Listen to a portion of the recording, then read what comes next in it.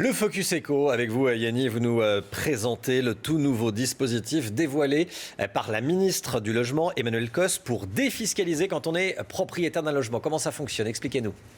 Oui, on connaissait déjà le dispositif Duflot, le dispositif Pinel.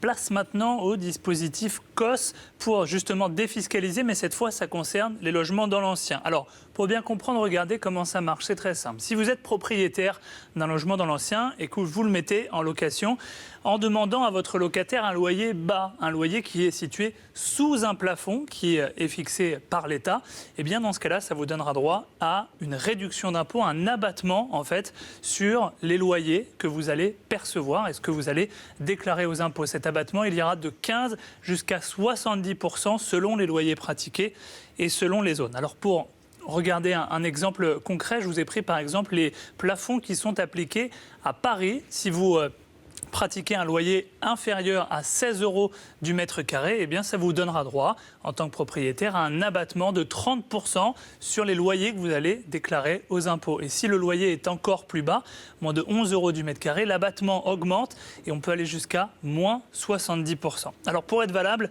ce dispositif, il faut que le locataire soit considéré comme ayant des revenus modestes. Là aussi, il y a des plafonds à respecter. Là aussi, ça dépend des villes. Je vous ai pris deux exemples. À Paris, pour un célibataire, il faut que le locataire gagne moins de 37 000 € par an de revenus.